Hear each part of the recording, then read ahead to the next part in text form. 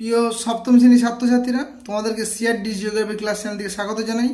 আজ আমি তোমাদের এই 2024 সালে ফার্স্ট সামেটিভ এভালুয়েশন অর্থাৎ প্রথম পর্যায়ক্রমিক মূল্যায়নের যে প্রশ্নগুলি আছে, ইম্পর্টেন্ট প্রশ্ন, তোমাদের পরীক্ষায় পূর্ণমান থাকবে 15 এবং এখান থেকে কিছু ইম্পর্টেন্ট প্রশ্ন আমি করেছি, এগুলো তোমরা মন দিয়ে করো।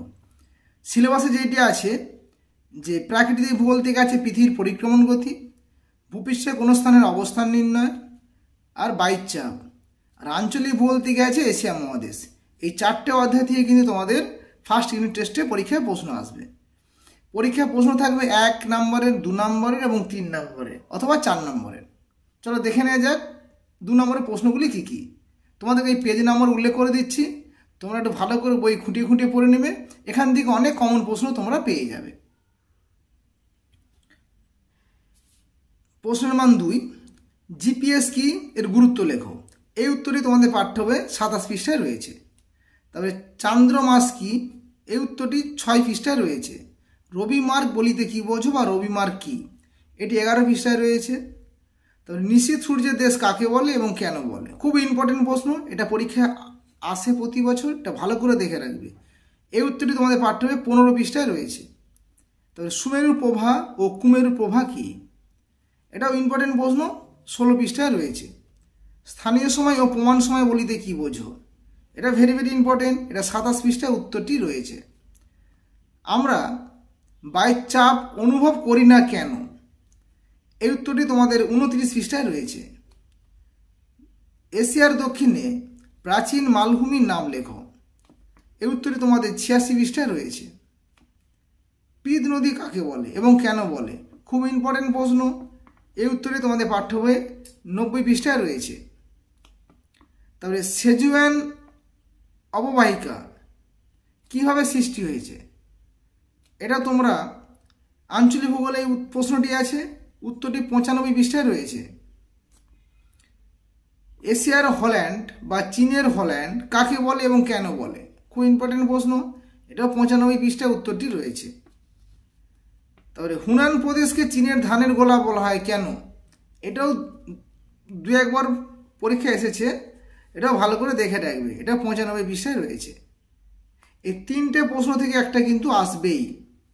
তো তৈগা কি, এটা 94 পৃষ্ঠায় রয়েছে, মানে সরলবর্গীয় যে অরণ্য বা পাইন গাছের বনভূমিকে তৈগা বলা হয়। তার ওপেক কি, এটা হচ্ছে 98 পৃষ্ঠায় রয়েছে। এই হলো 2 নম্বরের প্রশ্ন। এবার আমরা 3 নম্বর ও 4 নম্বরের কী কী ইম্পর্টেন্ট প্রশ্ন আছে দেখে নেব। তো 3 নম্বরের যে মানের প্রশ্নগুলি, উত্তর গোলার্ধে শীতকাল ও দক্ষিণ গোলার্ধে গ্রীষ্মকাল হয় কেন, উত্তরটি 14 পৃষ্ঠায় রয়েছে। মহাবিষুব ও জলবিষুব বলিতে কি বোঝো, উত্তরটি 13 ও 14 পৃষ্ঠায় রয়েছে। অধিবর্ষ বলিতে কি বোঝো, এটাও খুব ইম্পর্টেন্ট প্রশ্ন, অধিবর্ষ কাকে বলে, উদাহরণ দাও, এই উত্তরটি 7 পৃষ্ঠায় রয়েছে। তার উত্তরায়ণ ও দক্ষিণায়ন বলিতে কি বোঝো, এটা 12 পৃষ্ঠায় রয়েছে। উচ্চচাপ নিম্নচাপের যে পার্থক্য বা বৈশিষ্ট্য লেখো, এটা খুব ইম্পর্টেন্ট, এটা হচ্ছে 35 পৃষ্ঠায় রয়েছে। সমচাপ রেখার 3টি বৈশিষ্ট্য লেখো, মানে সমচাপ রেখা কাকে বলে এবং এর বৈশিষ্ট্য, এটা 34 পৃষ্ঠায় রয়েছে। পামির গ্রন্থি আর আর্মেনীয় গ্রন্থি থেকে নির্গত পর্বতশ্রেণীর নাম লেখো, খুব ইম্পর্টেন্ট প্রশ্ন, 85 পৃষ্ঠায় উত্তরটি রয়েছে। টোকিও ইয়াকোহামা শিল্পাঞ্চলে কী কী শিল্প গড়ে উঠেছে, এটা 96-97 পৃষ্ঠায় উত্তরটি রয়েছে। এশিয়ার উত্তরবাহিনী নদীগুলি প্রায় বন্যা হয় কেন, খুব ইম্পর্টেন্ট প্রশ্ন এটি, এটি হচ্ছে 88 পৃষ্ঠায় রয়েছে। এবার ধরো যদি পরীক্ষায় তোমাদের বিদ্যালয়ে যদি 4 নম্বরের প্রশ্ন যদি রাখে আর কি, তাহলে কি আসতে পারে যে পৃথিবীর অপসুর অনুসুর অবস্থান চিত্র সহ ব্যাখ্যা করো, এটা ভেরি ভেরি ইম্পর্টেন্ট। অক্ষরেখা দ্রাঘিমারেখার পার্থক্য, এটাও ইম্পর্টেন্ট।